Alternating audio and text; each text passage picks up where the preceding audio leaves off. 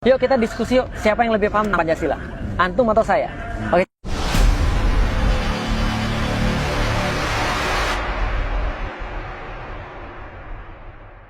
Pancasila, tuduhan orang terhadap pusat anti Pancasila dan NKRI. Ya, jadi gini, saya Pak. Enggak, enggak. Jadi kalau tuduhan-tuduhan anti saya jelasin gini. Oke, sekarang kita mau ngetes tentang Pancasila. Saya mau ngajarin antum tentang Pancasila dengan satu diskusi yang antum bisa bawa kemanapun. Jadi kalau antum dibilang anti Pancasila, antum langsung bilang aja, yuk kita diskusi yuk, siapa yang lebih paham tentang Pancasila? Antum atau saya? Oke, coba lihat ya, gimana caranya. Jadi gini, Pancasila ada berapa sila? 5. 1. Tuhan Yang Maha Esa. 2. Adil dan beradab. Yang ketiga, Persatuan Indonesia. keempat, Kerakyatan yang dipimpin oleh hikmat kesetaraan persoalan perwakilan. yang kelima, Keadilan sosial bagi seluruh rakyat Indonesia. yang paling panjang yang mana? 4. Saya nggak bahas yang pendek-pendek, nggak level, yang panjang aja. Coba ya, kerakyatan yang dipimpin oleh hikmat kebijaksanaan. Oke, sampai di situ dulu. Hikmat kebijaksanaan. Sekarang saya mau nanya, hikmat itu bahasa apa? Bahasa Arab. Oke, ada nggak hikmat dalam arti bahasa Indonesia? Ada nggak hikmat dalam arti bahasa Indonesia? Buka KBBI, Kamus Besar Bahasa Indonesia, ketik kata hikmat, Anda akan lihat artinya adalah kebijaksanaan. Berarti arti hikmat adalah apa? Oke, sekarang artiin hikmat sebagai kebijaksanaan, baca ulang. Kerakyatan yang dipimpin oleh hikmatnya diartiin, kerakyatan yang dipimpin. Ngapain ulang 2 kali saya tanya? Nggak mungkin ulama-ulama yang buat Pancasila itu redundant, ngulang 2 kali. Nggak. Al-Quran itu sangat detail. Dan yang baca terbiasa detail. Orang muslim itu terbiasa detail. Hati-hati ngomong dengan orang muslim, karena orang muslim itu terbiasa detail. Dia akan memperhatikan setiap kata itu benar. Contoh, hikmat kebijaksanaan. Nggak mungkin kebijaksanaan. Kenapa? Pasti ada maksud yang lain. Oke, kita coba lihat. Arti hikmat dalam bahasa Arab. Apa bahasa Arabnya hikmat? Wisdom dalam bahasa Inggris. Sama, kebijaksanaan juga. Berarti ada arti yang lain. Makanya para ulama pinternya adalah naruh passwordnya di kata-kata hikmat. Itu nggak mungkin bisa diartikan kalau orang nggak baca Al-Quran. Oke, coba lihat. Arti kata hikmat. Ada yang hafal surat Al-Jumu'ah ayat pertama? Sabbahalillahi mafis samawati wal ard. Bukan. Al-Malikul Quddus Azizul Hakim. Al-Malikul Quddus Azizul Hakim. Ada kata-kata Hakim. Hakim artinya adalah orang yang memiliki hikmah. Lihat baik-baik ya. Jangan bicara bahasa Indonesia dulu, karena hakim bahasa Indonesia beda. Kalau hakim bahasa Indonesia yang memutuskan perkara. Tapi ini bahasa Arab. Hakim adalah orang yang dikasih oleh Allah hikmah. Coba lihat baik-baik. Hikmah yang dikasih oleh Allah itu banyak orang dikasih hikmah. 1. Luqmanul Hakim dikasih hikmah. Yang kedua, Nabi Sulaiman dikasih hikmah. Makasih Pak. Yang ketiga, Nabi Muhammad dikasih hikmah.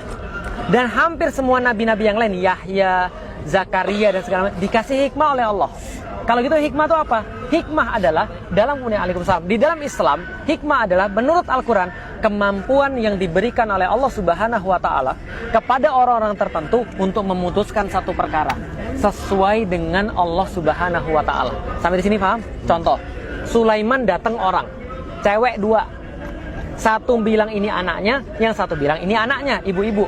Maka kemudian Sulaiman bilang, dia tahu syariatnya. Tapi kalau dia terapkan syariat begitu saja, ini nggak akan beres masalahnya. Gitu kan ya? Syariatnya apa? Oke, kita bikin pengadilan. Datangkan bukti, datangkan bayinah dan segala macam. Tapi Sulaiman nggak buat begitu. Apa yang Sulaiman lakukan? Dia punya hikmah. Apa yang dia lakukan? Ya sudah, kalau gitu gini aja. Anak ini kita bagi 2, dibelah jadi 2. Ibu dapat setengah, ibu dapat setengah. Mau pilih mana, Bu? Atasnya atau bawahnya? Bawahnya atau atasnya? Atau sebelah kiri atau sebelah kanan? Gimana kira-kira? Ibu mau pilih yang mana? Salah satu ibu bilang, jangan. Saya nggak mau. Jangan. Daripada dibelah anak saya, kasih dia aja yang ngurus. Sulaiman bilang, ini anaknya orang ini. Kenapa? Dia punya rohim. Sampai di sini paham? Berarti hikmah adalah apa tadi? Kemampuan untuk memutuskan satu hukum berdasarkan aturan-aturan Allah dengan cara yang paling bagus.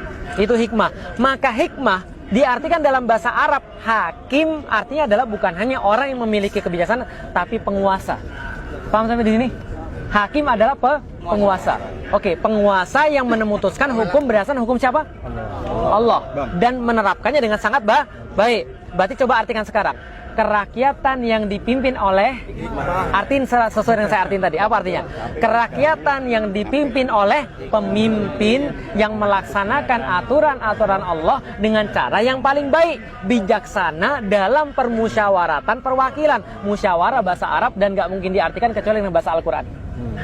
Sekarang antum mau lebih tahu daripada ulama tentang masalah hikmah? Nggak mungkin. Antum mau lebih tahu daripada ulama tentang mengartikan tentang Pancasila? Nggak mungkin, karena mereka yang buat.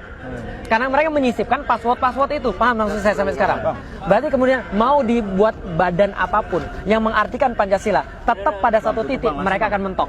Karena hikmah artinya adalah dalam bahasa Arab, bukan dalam bahasa Indonesia. Sekarang antum coba tanya sama orang-orang yang mengaku paling Pancasila, suruh mereka jelasin tentang hikmah kebijaksanaan. Saya yakin mereka nggak bisa. Paham sampai di sini? Itu baru yang keempat loh, sila keempat. Belum sila 1, 2, 3, dan 5. Contohnya lagi. Sila kedua apa? Kemanusiaan yang adil dan beradab. Sila pertamanya apa? Ketuhanan yang Maha Esa. Antum tahu nggak kenapa diatur seperti itu? Habibuna Rizik Syihab itu punya tesis kalau saya nggak salah berkaitan dengan Pancasila yang kemarin dipermasalahkan, yang masuk ke pengadilan Jawa Barat. Tapi teman-teman sekalian, saya pengen kasih tahu, susunan Pancasila itu nggak seperti sekarang. Susunan Pancasila itu dulu berbeda-beda. Contoh, mohon maaf, Soekarno itu menaruh ketuhanan yang Maha Esa sebagai yang terakhir. Itu yang dipermasalahkan dalam Habibuna Rizik Syihab. Itu kan, karena diksi yang berbeda. Tapi dikasih yang terakhir. Tapi masalahnya dikasih yang terakhir apa? Nggak bisa. Kenapa? Para ulama bilang nggak bisa gitu. Susunannya diperbaiki. Susunan itu diperbaiki, bedanya jauh. Kenapa? Semua usulan Pancasila sama aja. Susunannya diperbaiki oleh para ulama. Yang pertama apa? Ketuhanan yang Maha Esa. Karena Pancasila itu kayak bangunan. Anda nggak bisa naik ke lantai kedua kalau Anda nggak bangun lantai pertama. Ada orang yang bisa langsung gantung? Nggak ada. Maka yang pertama kali harus diakui oleh semua manusia adalah pengakuan yang paling hakiki, pengakuan yang paling penting, yang paling dasar. Anda ngakui Tuhan dulu. Karena kalau Anda nggak ngakui Tuhan, Anda nggak mungkin jadi manusia. Paham nggak maksud saya? Beda binatang sama antum apa? Punya akal, karena itu bisa ngakui Allah. Karena itu kita punya aturan daripada hanya orang yang mengakui Allah, hanya orang yang mengakui Tuhan yang bisa menjadi manusia yang seutuhnya. Paham sampai di sini? Kalau Anda nggak mengakui Tuhan, Anda nggak mungkin menjadi manusia secara utuh. Contoh, lihat nih, tahu Nabi Adam diciptakan sama siapa? Iblis, tahu? Yang dia diciptakan sama siapa? Allah. Dia jin, iblis itu. Ketika Adam diciptakan, lantas mana Allah bilang semuanya bersujud pada Adam. Fasajadu illa iblis. Maka semuanya bersujud kecuali apa yang hilang pada dia? Dia nggak ngakui Allah sebenarnya. Allah suruh sujud sama dia. Apakah Allah suruh sujud sama Adam? Enggak. Allah cuma bilang, saya itu keren banget, kira-kira gitulah. Ciptaan saya ini sempurna, ahsani takwim. Apakah kalian nggak merasa keren dengan semua ini? Sujud sana. Paham nggak kira-kira saya? Kayak gini deh misalnya. Anda berhasil gambar sesuatu yang bagus, Anda foto itu kan ya. Anda bilang orang, dan kalau ada orang sakit kayaknya, widih keren banget. Coba lihat gini, orang yang nyetak gol di waktu-waktu terakhir Muslim, apa yang dia lakukan? Sujud syukur langsung. Orang tuh ketika mengalami sesuatu yang sangat gila nih, keren banget, dia pasti akan mau sujud. Kira-kira gitulah. Allah bilang, keren nggak nih ciptaan saya? Harusnya kalian merasa keren dong, karena ini lebih keren semua daripada Anda semua. Lebih keren daripada jin, lebih keren daripada yang lain. Ini paling keren ini. Sujud dong. Yang Allah minta bukan sujud pada Adam, tapi hormati saya. Karena saya yang minta, sujud. Iblis nggak mau. Iblis nggak mau. Yang nggak diakui adalah Allah sebenarnya. Ketika dia sudah nggak ngakui Allah, apalagi ngakui manusia. Ngapain saya sujud pada dia? Dia cuma dari tanah, saya dari api. Padahal Allah sudah bilang, kami nggak hanya jadikan dia daripada tanah, tapi kami jadikan dia daripada tanah. Kami sempurnakan dia dengan seimbangkan dia, dan kami kasih dia pada dia ruh yang menghubungkan dia senantiasa daripada kami. Paham nggak maksudnya?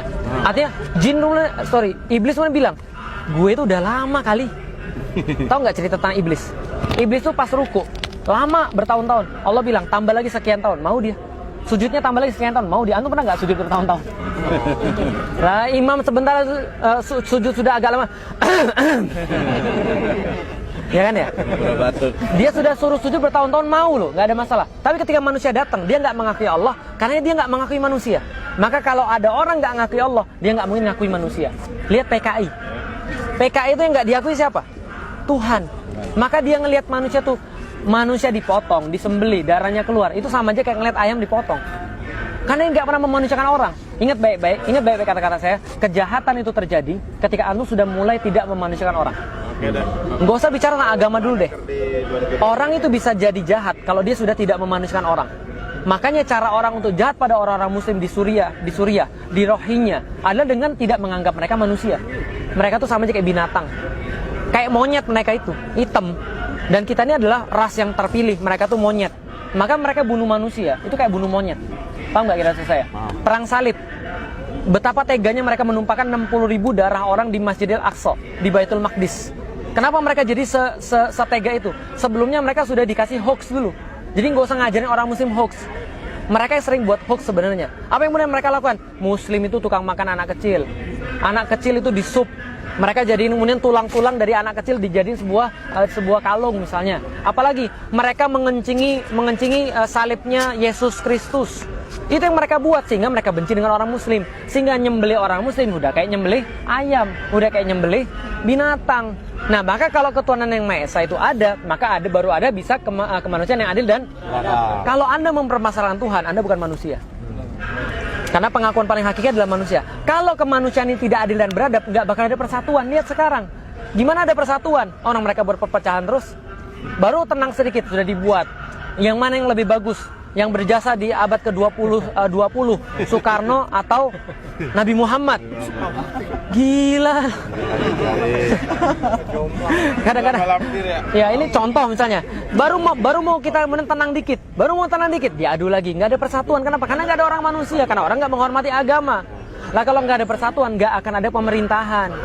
Makanya kadang-kadang saya lucu. Mereka yang di atas sana, oke lah silahkan menang, nggak ada masalah. Ya ini urus dengan baik, ini rakyatmu ini seperti apa, umatmu urus dengan baik. Kita nggak ada masalah, urus dengan baik sana, paham nggak kira saya?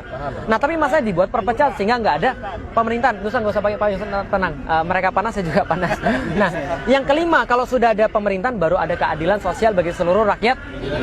Itu ujung daripada maqasid syariah. Jadi kalau mau debat tentang Pancasila, ayo kita layanin ngomong berapa lama. Tapi kenapa mereka senantiasa menuduh? Antum sudah tahu, antum baca Al-Quran. Orang-orang yang benci sama Islam itu cuma punya 3 cara. Saya mau kasih tahu sama antum. Cuma punya 3 cara. Satu, yang paling pertama nuduh.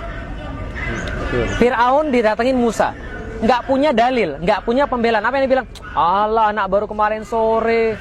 Allah, kemarin kamu tuh makan duit saya, tahu nggak? Kamu tuh dulu di dapur saya kasih makan. Ngejek yang pertama. Kalau ngejek sudah nggak berhasil, nakut-nakutin. Musa, kamu masih punya kasus loh di sini. Hati-hati loh, kamu masih punya kasus loh. Kamu bisa dipenjara loh di sini. Hati-hati loh. Masih nggak berhasil yang kedua, yang ketiga, yang lain yang ditakut-takutin. Hati-hati sama Musa. Kalau kamu ikutin Musa, kamu nggak punya negara lagi. Kalau kamu ikutin Musa, kita nggak ada lagi Mesir. Sama nggak kayak sekarang? Diejek sudah belum? Dah. Ditakut-takutin sudah belum? Orang yang lain ditakut-takutin sudah belum? Berarti sebentar lagi belah lautan. Ya tinggal tunggu yang itu aja, gitu kan ya. Ya, silakan. Anak ke pos dulu ya. Ahlan Pak Haji, silakan Pak Haji, silakan. Insyaallah. Jazakallah khairan Bang Japar, terima kasih.